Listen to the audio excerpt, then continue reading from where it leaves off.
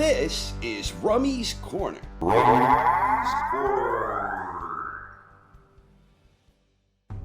The lightweight division is on fire right now and is perhaps the most interesting division in boxing today. George Kambosos is the reigning WBA, WBO, IBF lightweight world champion, and Devin Haney is the reigning WBC champion. And then you still have former champions Vasily Lomachenko and Teofimo Lopez, and you likewise have the regular WBA champion Gervonta Tank Davis. In addition, Kambosos is also recognized as the WBC franchise champion. Those are 5 talented standouts in a captivating weight class. But unfortunately, the entire lightweight landscape acts as a microcosm of the great abundance of alphabet soup that plagues professional boxing. Now, before I go any further, please know that none of what I'm about to say regarding the current alphabet fiasco is meant as a criticism of any of these outstanding lightweights.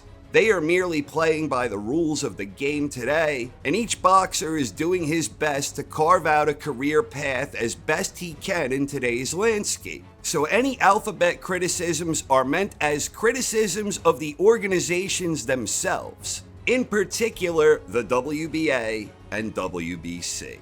Just a few short years ago, Lomachenko was widely viewed as one of the very best pound-for-pound boxers in the world, where indeed, many viewed him as the pound-for-pound king.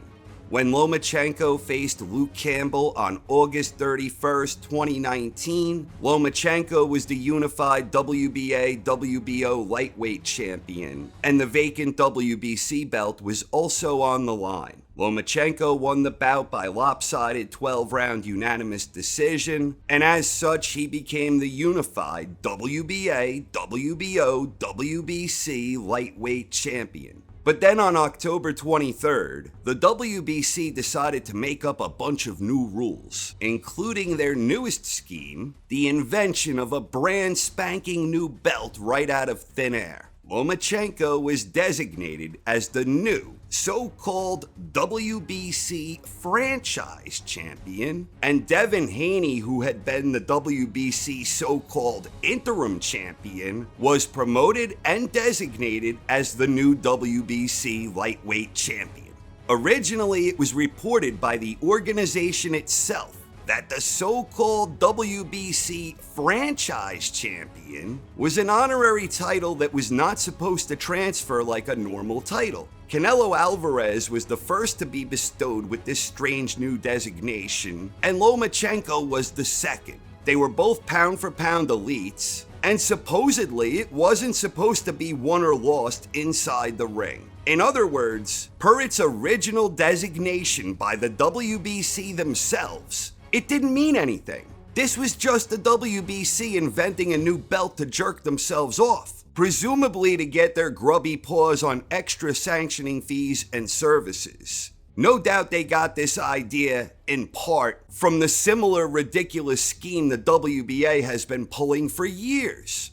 By the end of 2019, Lomachenko held the real WBA belt, better known as the WBA Super Duper belt. Meanwhile, Tank Davis was the so-called regular WBA champion.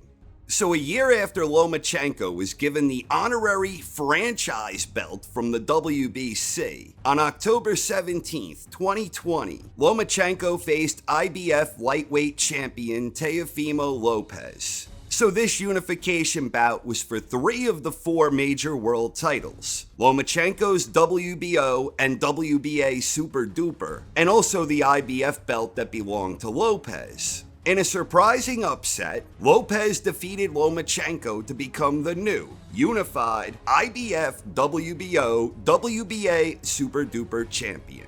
A few weeks after that, Tank Davis defended his regular WBA belt when he stopped Leo Santa Cruz in round 6 with an absolutely brutal knockout. And a few weeks after that, Haney defended the WBC belt against Yuriorkis Gamboa, and Haney won the fight by lopsided 12-round unanimous decision. Now make no mistake, Haney held the real WBC lightweight belt, And the WBC kind of got caught with their pants down because they were probably not expecting Lopez to score the upset in the very first fight where Lomachenko entered the ring as the so-called WBC franchise champion. The belt wasn't supposed to be won or lost inside the ring. That's what the WBC themselves had said. But apparently they changed their mind because sure enough, the WBC began recognizing Lopez as their new so-called franchise champion. Oof, madon. The funniest thing in all this is after Lopez beat Lomachenko, you can see him holding not one, but two WBC green belts. And the WBC title wasn't even on the line. Devin Haney was the WBC champion. It was a 2-for-none special from the WBC. You literally cannot make this stuff up. I've said it before, and it bears repeating. The WBC and WBA are giving out belts like a lady of the night turning tricks at a brothel on Uncle's Night. Just a couple of months ago in November, Lopez lost his unified IBF WBO WBA Super Duper Championship in a 12-round split decision against George Kambosos. Once again, the WBC so-called franchise belt was won and lost inside the ring. So much for it being nothing more than an honorary title, and that's where we are.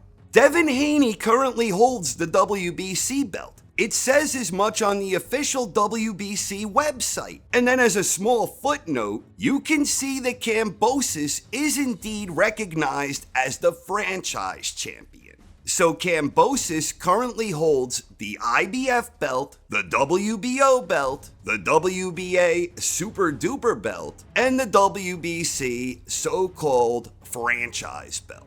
Gervonta Tank Davis currently holds the regular WBA belt. Lomachenko is definitely right in the mix here, and so is Lopez as long as he stays at 135, which is always a possibility that one or more of these guys will make the jump to 140 sooner than later.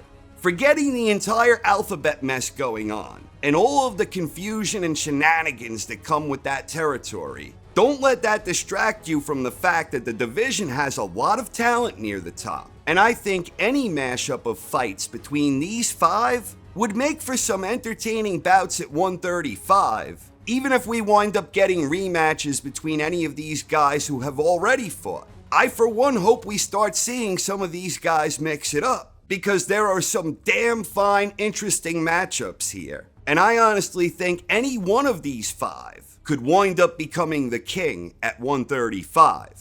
The fights Lopez had with Lomachenko and Kambosos were both competitive, and Davis and Haney are both talented guys who I wouldn't be quick to count out against any of these other three. And you have other talented guys a step down from this quintet, so 135 has the potential to produce some interesting fights in the near future. Whether they actually come to fruition remains to be seen, however. I wouldn't expect an undisputed champion at 135 anytime soon though, because the WBA and WBC would like us all to believe that there are 6 major world titles in the weight class. I say screw them, they can go get bent. The WBA and WBC suck out loud. And don't mistake this as an endorsement of the IBF or WBO. They suck too, even if they don't slurp quite as loudly as their older siblings. So what do you think of the current 135-pound landscape? Please share your thoughts in the comments section. Thanks for watching, everyone. I hope you enjoyed, and have a wonderful night. This is Rummy's Corner.